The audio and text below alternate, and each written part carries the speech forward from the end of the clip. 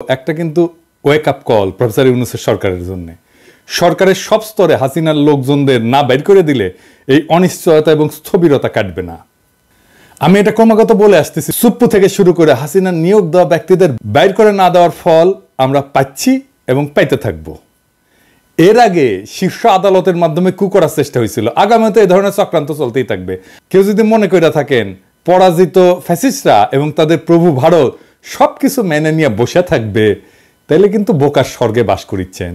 ওদের ফেলে যাওয়া জঞ্জালগুলো সমূলে সাফ করেন। ছাত্ররা আনসার কাণ্ড ব্যর্থ করে দিচ্ছে, কিন্তু ছাত্রদের ডাকতে হবে কেন? পুলিশ আছে না, বিজিবি আছে না, আর্মি আছে না? ছাত্ররা কি ছাত্রলীগ না মাস্তান যে এরা এই শেষ পিটাবে সবাইকে আর সবাই ঠান্ডা থাকবে? এটা কোনো প্রসেস হইল? আনসার অনেক আগে থেকে প্রস্তুতি নিতেছে, আমরা সবাই জানি। আর স্বরাষ্ট্র উপদেষ্টা লেজ মলতেছে বসে বসে। ওই যে দেখেন স্বরাষ্ট্র উপদেষ্টা মালদারে দেখেন কেমনে কথা কয়।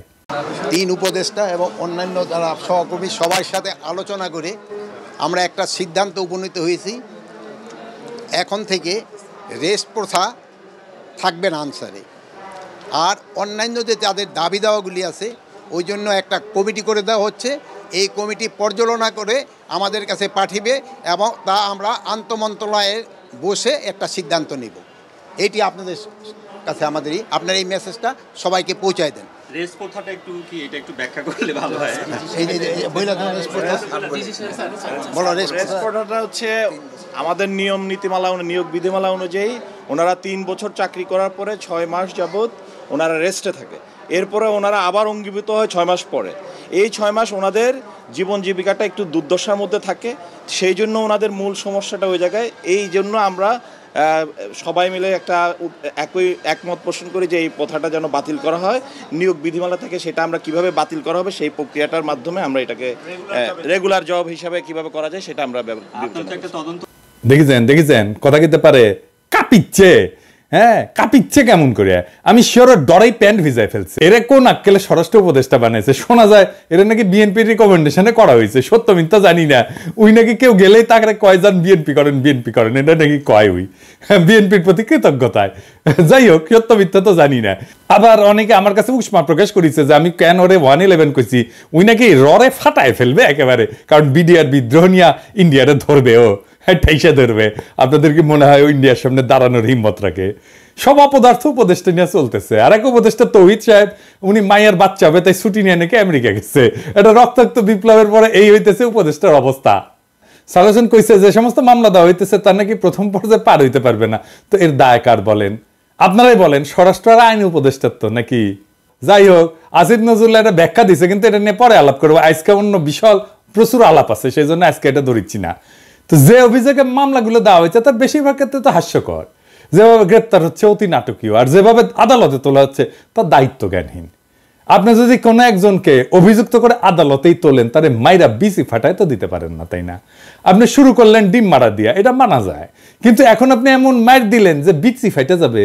মাহমুদুর রহমানের উপরে কুষ্টিয়া আদালত প্রাঙ্গণে হামলা আর কালামানিকের বিসি ফাটায় দেওয়া কোনভাবে আলাদা? আসিফ নজরুল কইছে দুটো নাকি আলাদা। আলাদা না, দুটো একই জিনিস। অগ্রজ সাংবাদিক মাহমুদুর রহমান সাহেব, উনাকে আদালতে কি নির্মম ভাবে রক্তাক্ত করা হয়েছিল, তখন আপনারা সবাই কি প্রশংসা করেছিলেন? আপনাদের টিভিতে কি এই নিউজটা দেখাতে পেরেছিলেন?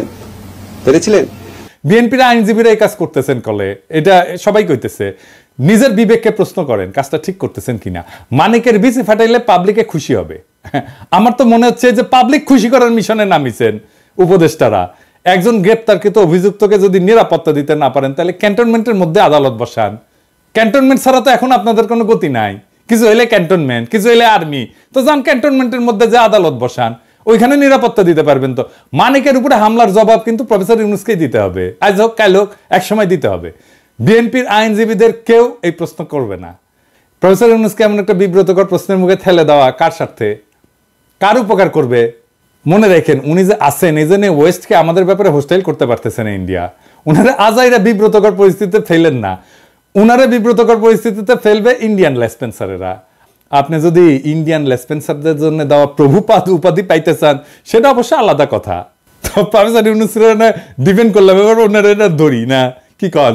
আর ধরি।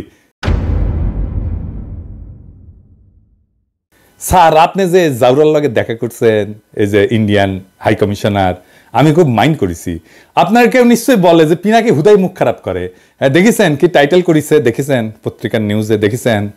হ্যাঁ, এই টাইটেল যদি সত্যি না হয় তাহলে আপনার দপ্তর থেকে প্রতিবাদ পাঠাবেন, আর যদি সত্য হয় তাহলে আপনাকে জবাব দিতে হবে কেন ইন্ডিয়ার কাছে আপনি সাহায্য চাইছেন। প্রণয় ভার্মার লগে আপনার দেখা করতে হবে কেন? সৌজন্য, হ্যাঁ, ওই যে কইছে সৌজন্য সাক্ষাৎ, তো ও সৌজন্য দেখাইছে আপনারে স্যার?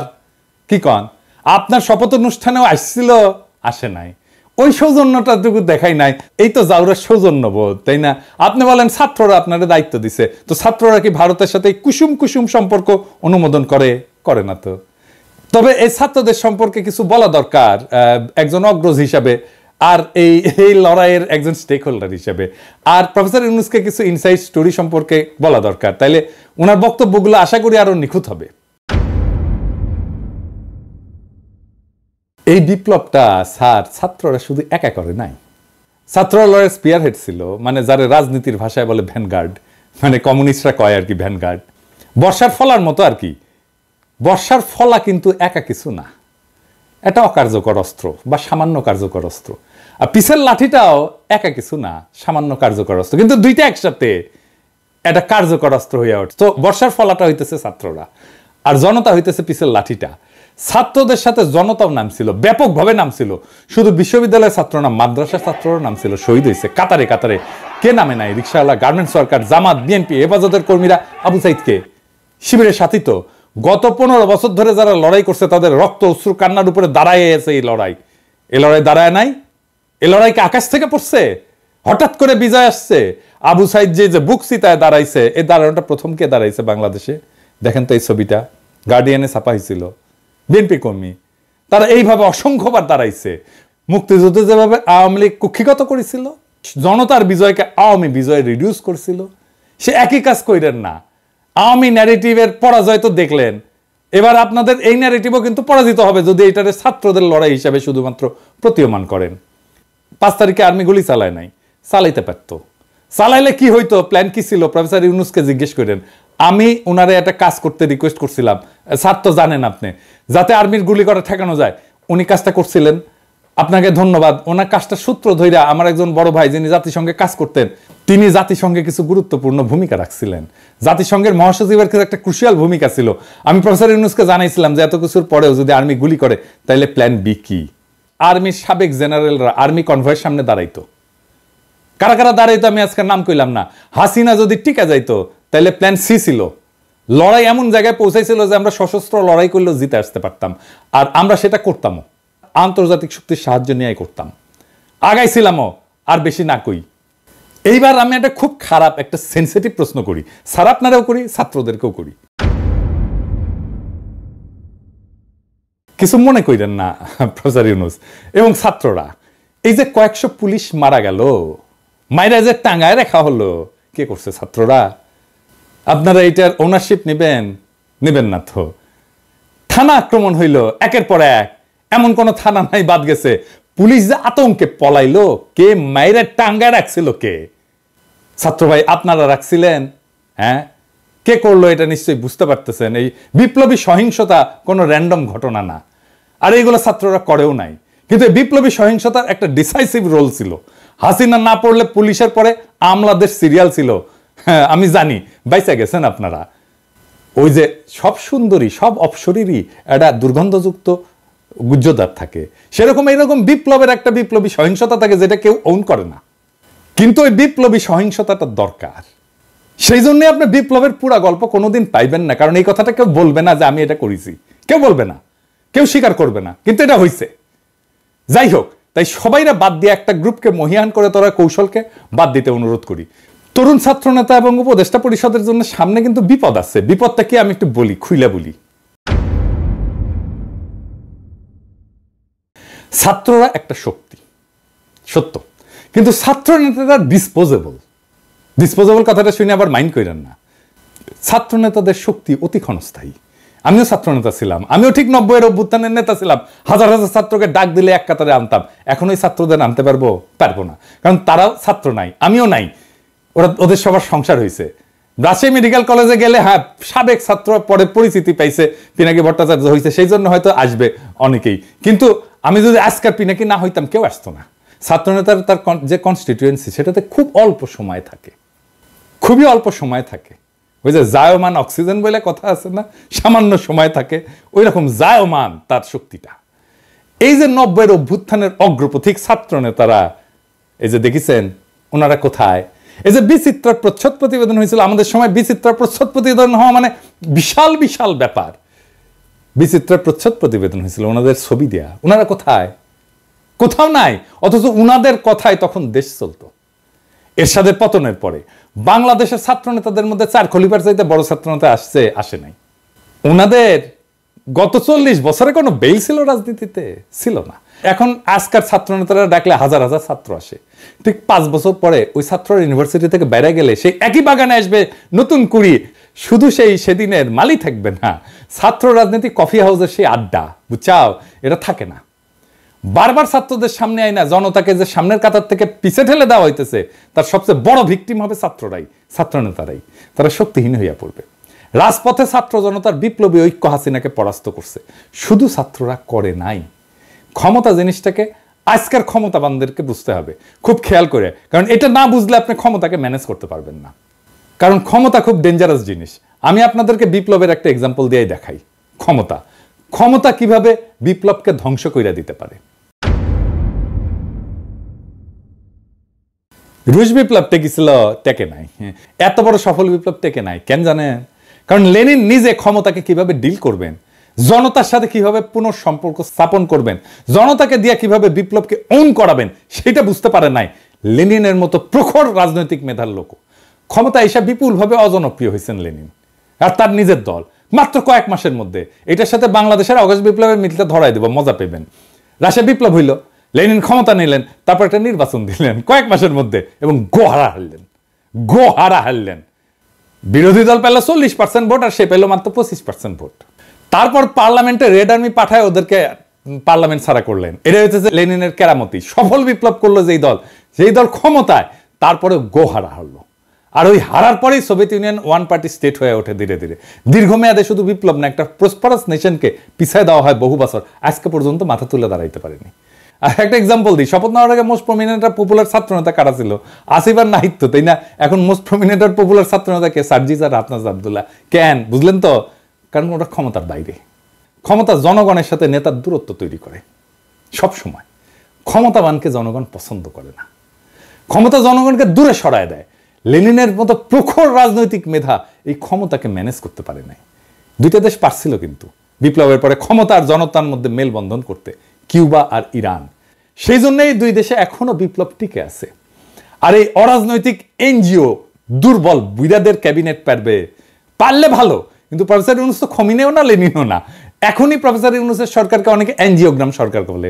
ওই যে হার্টের এনজিওগ্রাম না, ওই এনজিও মানে নন গভর্নমেন্ট অর্গানাইজেশন, আর গ্রামীণের গ্রাম মিলে এনজিওগ্রাম সরকার। হ্যাঁ বুঝছেন স্যার, আপনার সরকারকে এনজিওগ্রাম সরকার বলে। বুড়াদের লাগে এনজিওগ্রাম। এটা নতুন তরুণ বাংলাদেশ করতে পারবে না। আপনার ক্যাবিনেটের 2জন তরুণ ছাত্রকে নিয়েছেন, আমি প্রথম দিন এটা অ্যাপ্রিসিয়েট করছি, বলছি যে এটা ভালো কাজ হয়েছে। আপনি সবাই নেন তরুণ, সবাই সব উপদেষ্টারা তরুণ নেন, এই যে ছাত্রদের নেন, কোনো অসুবিধা নাই তো, আমরা সাপোর্ট করব। ওরা খুব ভালো পারবে চালাইতে।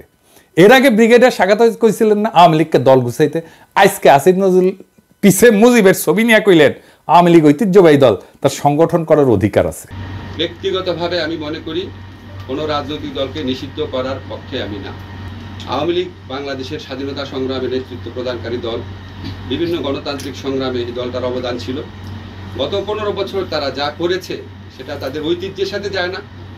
মানে বুঝছেন তো, এই এনজিওগ্রাম সরকারের কাম হইতেছে আওয়ামী লীগকে সাফসুতরা কইরা আবার মানুষের সামনে পরিবেশন করা। আসিফ নজরুলকে জিজ্ঞেস করেন, জার্মানিতে হিটলারের দল কি রাজনীতি করতে পারে? আওয়ামী লীগ কি ফ্যাসিস্ট দল না? আসিফ নজরুলকে জবাব দিতে হবে যে হ্যাঁ বা না বলতে হবে। জয়তে বললে চলবে না, যদি কিন্তু ইত্যাদি ইত্যাদি বললে চলবে না। কোন অথরিটিতে আসিফ নজরুল বলে যে আওয়ামী লীগের রাজনীতি করার অধিকার আছে?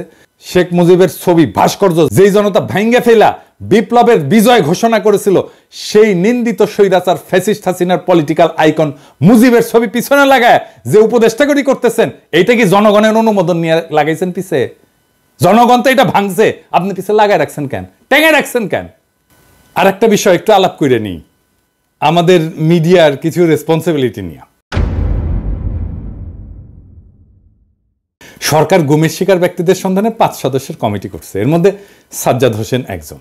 তো মানবাধিকার কর্মী এনটিভি একটা নিউজ করেছে এটা নিয়ে, এই যে দেখেন, হ্যাঁ, ওইখানে ছবি দিছে এই মালের, সাজ্জাদ হোসেনের বলে এই ছবিটা হইতেছে সুয়েটের প্রাক্তন ছাত্রলীগের প্রাক্তন সাধারণ সম্পাদক, গত 15 বছরের স্বৈরাচারের সুবিধাভোগী। তো আপনি সাজ্জাদ হোসেনকে চিনেন না? সে একজন মানবাধিকার কর্মী, আমাদের কলিগ তো, আমাদের সহকর্মী তো, তার সাথে কাজ করেছি তো। আপনি সে একজনের জায়গায় আরেকজনের ছবি দিয়ে দিবেন আর হাউকাও লেগে যাবে বিভিন্ন জায়গায়। আমার কাছে কতজন পাঠাইছে, এই যে দেখেন এই লোক গুমের হয়েছে। আরে না রে ভাই, এই লোক তো হয় নাই। হুদাই আপনি কি সাংবাদিক নিয়ে রাখছেন এনটিভিতে এই সমস্ত আউল ফাউল? এডিটর সাহেব দেখান তো এনটিভির নিউজটা দেখান, আর ছবিটা দেখান, আর ওই দেখায় দেন যে ওটা কার সাথে মিল আছে, কার ছবি ব্যবহার করেছে দেখায় দেন। এই কাজ করিয়েন না। যাই হোক, আর এটা ইস্যু নিয়ে প্রফেসর ইউনূসের আমি নজর কামনা করছি। আসেন এটা আলাপ করি। হাজার হাজার আহত জনতা ছাত্র কাতরাইতেছেন। আপনি বলছিলেন না এদের চিকিৎসা ব্যবস্থা করবেন, আর তালিকা করতে পারলেন না আহত নিহতদের। আপনার উপদেষ্টাদের তো জানাই নাই কেমনে দেশ চলে, কিভাবে দেশটা ফাংশন করে, কয় হাজার আহত, 10,000 20,000, তালিকা করতে পারেন না এতদিনে। একটা হসপিটালে তো গেছে সে, তাই না? যে কোনো হসপিটালে যে কোনো আহত রোগীর একটা আলাদা ডেটাবেস থাকে, ওটারে পুলিশ কেস বলে, এটা লাল সিল দেওয়া থাকে, ইনকা করে ঠাকাস করে মেরা দেয়। তো এই পুলিশ কেসগুলোর তথ্য নিয়ে রোড ট্রাফিক অ্যাক্সিডেন্ট, সাপে কাটা আর বিষ খাওয়া, এই 3 ধরনের রোগী যদি বাদ দেন 18 জুলাই থেকে 5 আগস্টের, তাহলে আহতদের পূর্ণাঙ্গ তালিকা পেয়ে যাবেন। ওখানে ঠিকানাও থাকে, ফোন নাম্বারও থাকে। 1 সপ্তাহের কাজ, আর একটু ভ্যালিডেট করে 1 সপ্তাহ, ম্যাক্সিমাম 1 সপ্তাহের কাজ। দেশ কেমনে চলে এটা জানেই না, এইগুলারে আপনি উপদেশটা বানাইছেন তো বানাইছেন, বানান ছাত্রদের বানাইতেন, সবগুলোই ছাত্র নিতেন, খুব ভালো কাজ করবে। আমি প্রথমে 2 জন ছাত্র বানাইছিলেন উপদেশটা, আমি কইছিলাম এটা ভালো কাজ করেছেন, আর সবগুলোরে নিতেন ছাত্র, কোনো সমস্যা ছিল না তো। যাই হোক, এই আলাপে শুধু ছাত্র না, ছাত্র জনতার এই বিপ্লবের অংশগ্রহণ নিয়ে কথা বলছি। তো আমি শহীদদের নিয়ে এপিসোডে মাঝে মাঝে শেষ করতাম।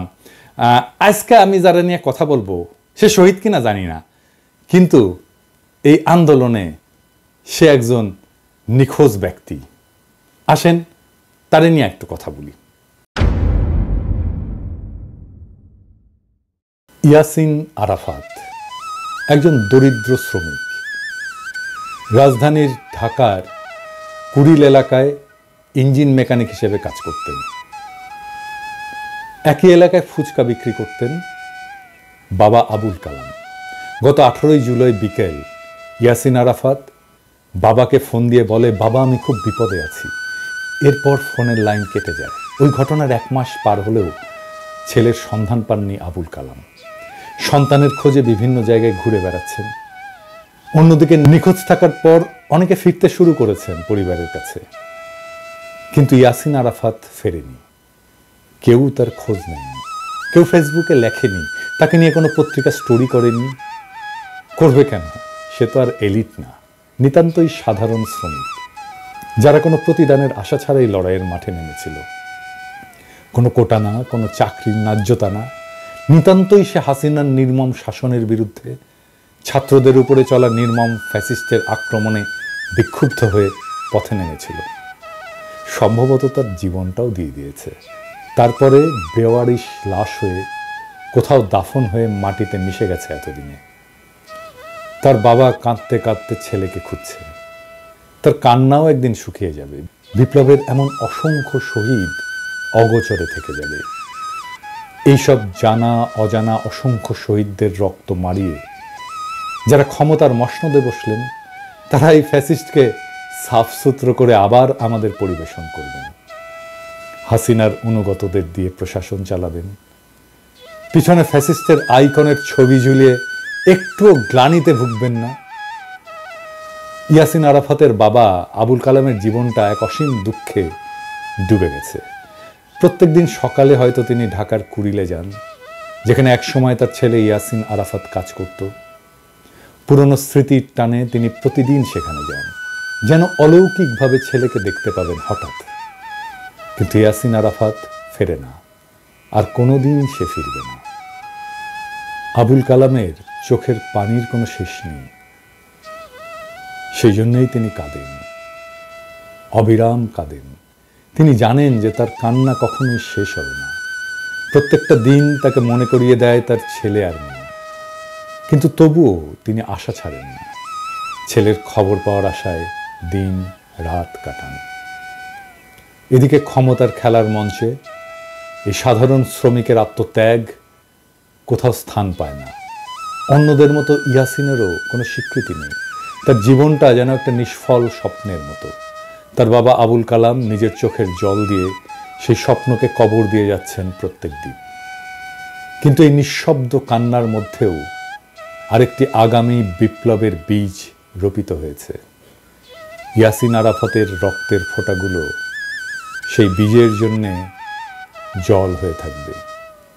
হয়তো একদিন, অনেক অনেক দিন পর এই রক্ত